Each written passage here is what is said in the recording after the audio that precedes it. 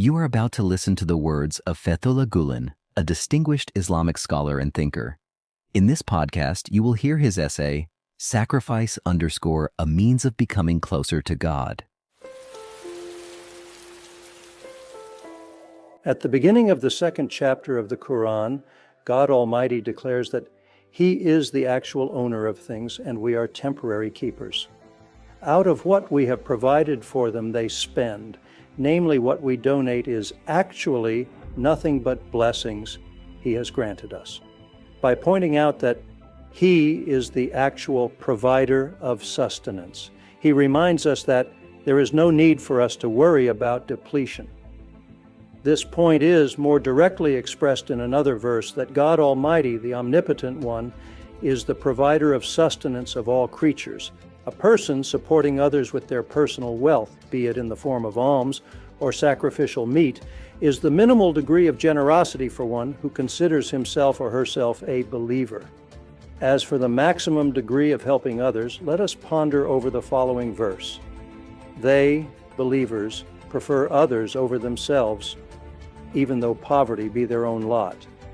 Someone who acts with this spirit will offer their time, knowledge, wisdom, wealth, and vision, in short, God's every bestowal, to the utmost degree, and will share what they have with others. This festival is not only an act of worship observed individually. It is a time when believers conquer hearts in different parts of the world by generously sharing the meat of their sacrifice with others. The noble prophet said that for those who observe this good act, God will render their sacrifices given away for His sake into steeds, to ride with on the day of judgment, when they are most needy. Then, as they will fill with feelings of admiration and wonder, they will try to decide which one to ride. The noble prophet demanded everybody who can afford it to offer a sacrifice, and scholars of the Hanafi school ruled that it is no less necessary, wajib, than zakat, alms for the wealthy. Those who have the means should not forget the fact that poorer ones have a right to benefit from their wealth, provisions for the hereafter. Another Quranic verse encourages people to donate from what they love.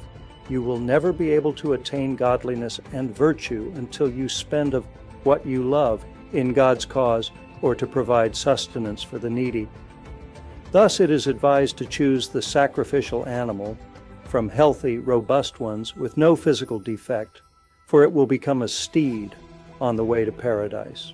Note that everything done here will appear to us in the hereafter with their true reflection of their meaning.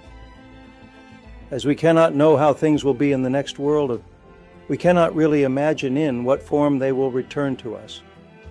Maybe our sacrificial animals will appear before us like a plane, ship, boat, or a good horse in the next life.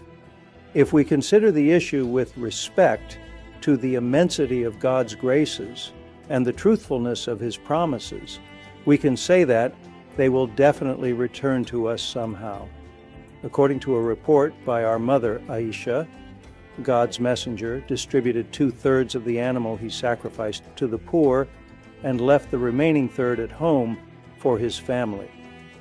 This is the criterion for one who wishes to distribute the meat in compliance with the example of the prophet. As a matter of fact, seeking closeness to God in all acts of worship, saying, "O God, I did this for your sake only," and having due integrity in one's feelings must be the basis of our actions. When giving from one's wealth to which we feel much attached, it is necessary to remember other things one can possibly give and show obedience to divine orders. During the festival of sacrifice, we remember the situation of Prophet Abraham and his son, who grasped so well the gist of worship and submission to divine orders when they were tested with the greatest sacrifice one can possibly make. Then, when both had submitted to God's will, and Abraham had laid him down on the side of his forehead. If a believer begins the worship of sacrifice with such intention from the very beginning, then all of their ensuing acts will be counted as worship, and other things done for the sake of this good deed will also return to that person as rewards in the hereafter. When the truth of our seemingly small actions is revealed to us in the hereafter, they will make us say in astonishment, "O God, how bountiful you are! You have taken these little things, made them bloom, flourish, transform, become eternal, and now you are offering them to us." In this respect, a person should fulfill the worship of sacrifice in this world with an inner feeling of richness and contentment of the heart. The following verse also refers to this fact. Bear in mind that neither their flesh nor their blood reaches God, but only piety and consciousness of God reach him from you.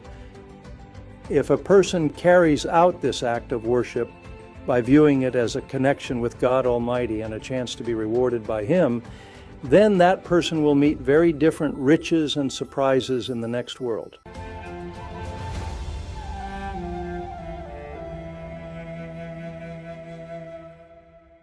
You have just listened to the words of Fethullah Gulen, brought to life through an AI-generated voice. Known for his teachings on faith, interfaith dialogue, peace, and education, Meister Gulen also inspired the Hizmet movement, a global initiative that promotes democracy, human rights, equality, and nonviolence.